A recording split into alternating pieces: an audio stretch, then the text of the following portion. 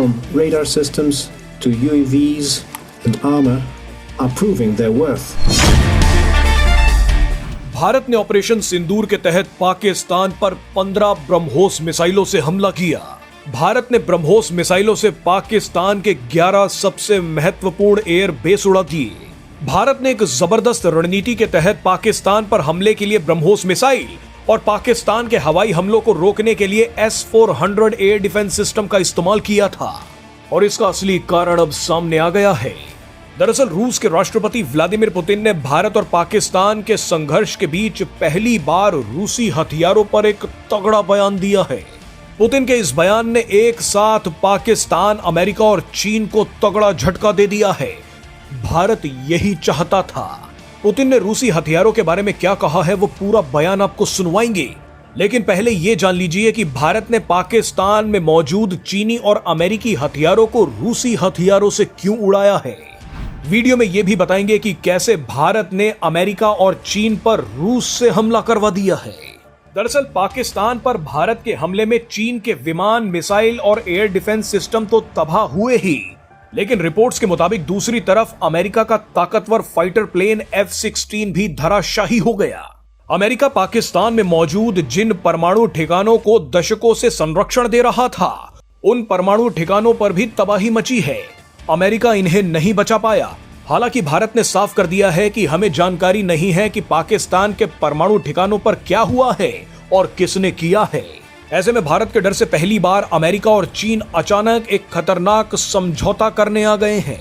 भारत जब विश्व की फैक्ट्री बनने का सपना तेजी से लेकर आगे बढ़ रहा है, उसी समय अमेरिका और चीन ने चुपचाप हाथ मिलाकर भारत की मैन्युफैक्चरिंग संभावनाओं को खतरे में डालने की तैयारी कर ली है।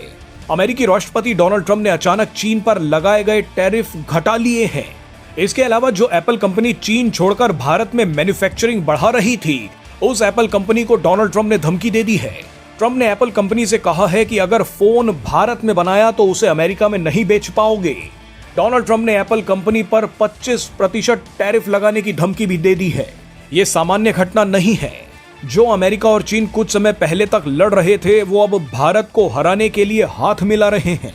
अमेरिका और चीन दोनों पाकिस्तान के साथ खुलकर खड़े हो गए हैं ताकि भारत पर दबाव बनाया जा सके और भारत की बढ़ती सैन्य और व्यापारिक शक्ति को रोका जा सके। भारत पहले से ही जानता था कि पाकिस्तान पर हमला किया तो अमेरिका और चीन एक साथ आ जाएंगे। इसीलिए भारत ने रूस को अपने साथ रखने के लिए पाकिस्तान पर स्वदेशी हथियारों के साथ साथ रूसी हथियारों से भी हमला कर दिया। मोदी सरकार ने जमकर S-400 और ब्रह्मोस मिसाइलों की तारीफ की। भारत ने पाकिस्तान में तैनात चीनी एयर डिफेंस सिस्टम और पाकिस्तान के एयर बेस पर खड़े अमेरिकी F-16 लड़ाकू विमानों को नुकसान पहुंचाने के लिए ब्रह्मोस मिसाइल का इस्तेमाल कर दिया। इससे दो सफलताएं मिली। पहली ये कि निशाना और तबाही अचूक थी और दूसरी सफलता ये थी कि रूस खुश हो गया। इसी खुशी में पुतिन ने अपने हथियारों पर जो बयान दिया है वो अमेरिका और चीन के लिए बहुत बड़ा झटका है। पुतिन ने कहा कि हमारे हथियारों की काबिलियत और उनकी विश्वसनीयता सबसे जबरदस्त है। हमारे हथियारों में सबकी रुचि बढ़ रही है और हम जानते हैं कि ऐसा क्यों हो रहा है। जंग के मैदान में हमारे हथियारों ने अपनी ताकत दिखा दी है। आइए अब आपको रूस के राष्ट्रपति व्लादिमीर पुतिन का ये बयान सुनवाते हैं। Russia remains to be one of the top 5 suppliers of weapons and remains a leader in many subsectors. This is yet another demonstration of the effectiveness and reliability of our weapons. The interest to our products is growing, and we understand why. Nearly the entire range of Russian products, from radar systems to UAVs and armor, are proving their worth in combat, not only on testing grounds.